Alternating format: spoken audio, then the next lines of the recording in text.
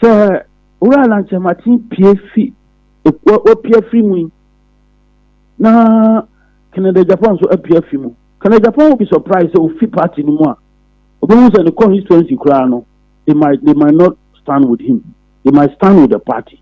Wow. He might be surprised. Alan, the constituency power or party no find him. Alan's constituency in the NPP.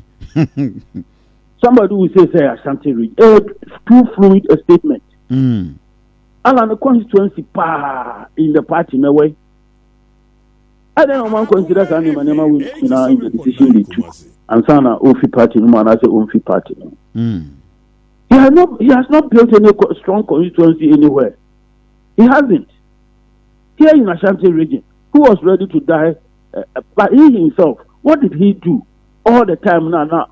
Only or minister now, or something himself, or presidential ambition.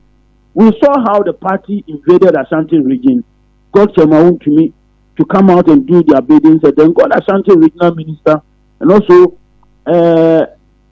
if anything, various constituencies.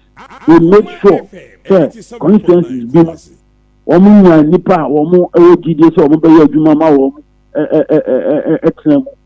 Uro Chamabo again, Peshaso, a catch of web who were seen as conscious individuals are buying on me, Omuko for a shedder, a do Omu Ashanti region. Not Samuel, not Deben and Alan. What did he do? Nothing. BBS conspiracy theory say Alan can boom. Wow.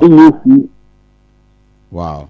I'm surprised, but we take Kennedy Num Tima. They sound so confident. I mean, ni show ni walk ahodwa. She dom we dinechi. Are all these people? I mean, making impact in the life of Kennedy Akompreko Agyapong. The BC ama ya referendum pa on Kenya Kabepwa. Okay. The domino idina chino and I would give this a support. I don't think so. I don't think say a real support. No. Now, what that type of supporter? No, Opa Masi, Oko Accra, Oko Ukwakasi Ghana anymore. At any material moment in time, never be dream near tomorrow.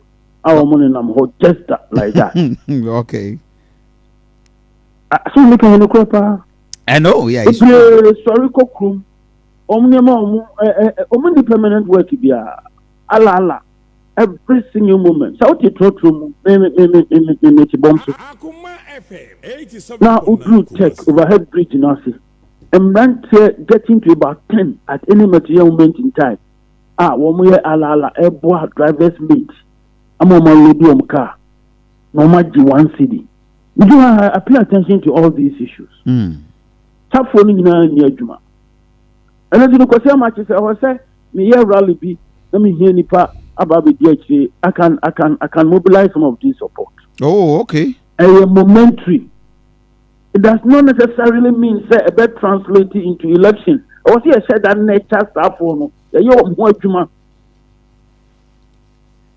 I was here said that yes, we socialize them to come to believe in certain things. Campaign we I engage in such socializing exercise.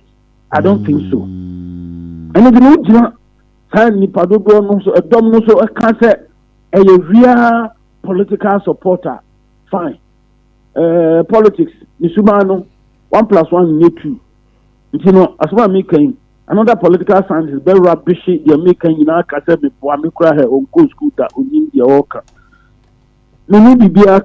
Somebody can rubbish it, but this is what I'm saying. This is what I'm saying.